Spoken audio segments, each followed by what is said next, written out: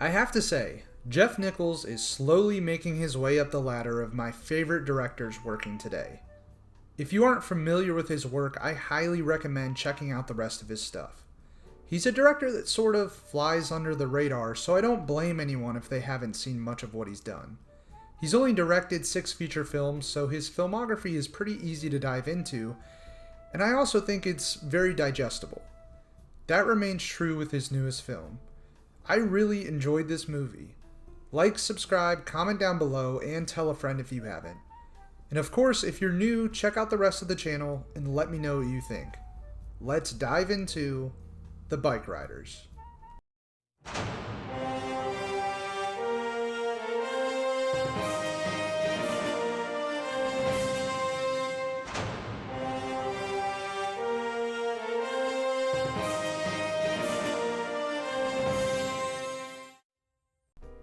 Man, I cannot tell you how great it was to see Tom Hardy act in a good movie for a change. Just to be clear, I love Tom Hardy, probably one of my favorite actors working today, but I think the last good film he was in was Dunkirk, and that was 7 years ago. Thank God for Jeff Nichols. My highest praise for the Bikeriders goes to its acting, especially Jodie Comer. She does an incredible job serving as our point of entry into this world. In a lot of ways, she is our main character. She is fantastic of just being your everyday woman from the Midwest who sort of gets thrust into this world of biker gangs. A world she doesn't really ever embrace or even have any interest in. But she loves a man that this lifestyle means everything to. Her husband, played by Austin Butler. Butler is as solid as he's ever been since he began this upward trajectory hot off the heels of his performance in Elvis. He plays Benny, a lone wolf type biker serving as one of Tom Hardy's, Johnny's most loyal companions. Benny utilizes his freedom on his bike to escape the toughest moments in his life. His piece of shit father, deaths of his closest friends, conflicts that arise as his biker club begins to lose more and more of its focus, and even his own marriage, ultimately riding off into the sunset, leaving Comer's Kathy behind. While he doesn't have a lot of dialogue in this movie, the way Butler utilizes his simple gazes or blank stares to convey complex emotions is incredible. As I mentioned above, Hardy is back acting his ass off, playing the leader and founder of the Vandals Biker Club, Johnny. Hardy portrays this transition perfectly, starting the film as a simple family man inspired to start something just for himself. A club of people who all need an escape and who all enjoy the same hobby. Eventually, he becomes withered, overwhelmed, and tired by the very thing he created as it grows out of his control, as it transforms into something he never intended, ultimately leading to his own death. These 3 characters and their relationship with each other really is the focal point of this story. They form some sort of love triangle, not a traditional one. Butler's Benny is constantly being pulled between both worlds as Kathy and Johnny fight for his attention and focus.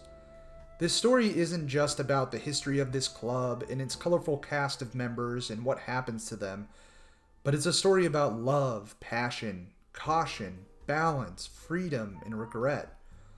And all 3 of these characters are connected by this thing that sucks them in and that they lose their power over, the thing that spits them out, and all of that creates a compelling narrative, but all of that also creates my biggest issue with the Bikeriders.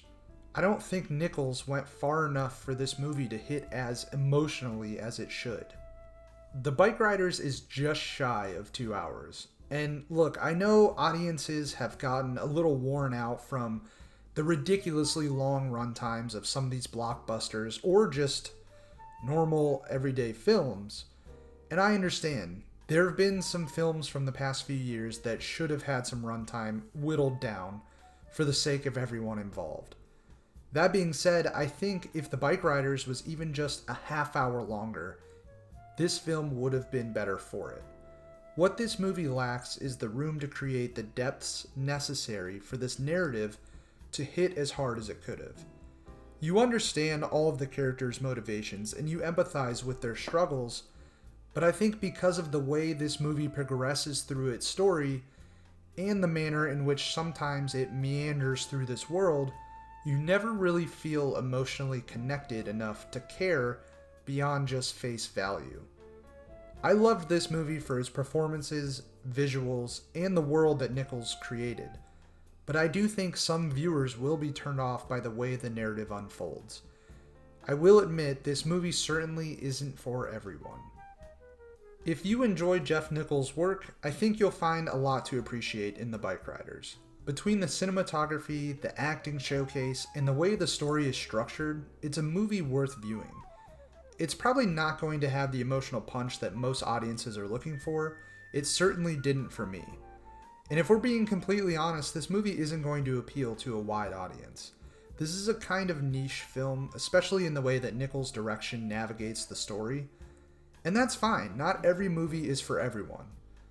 I enjoyed it, but there's probably going to be a lot that don't.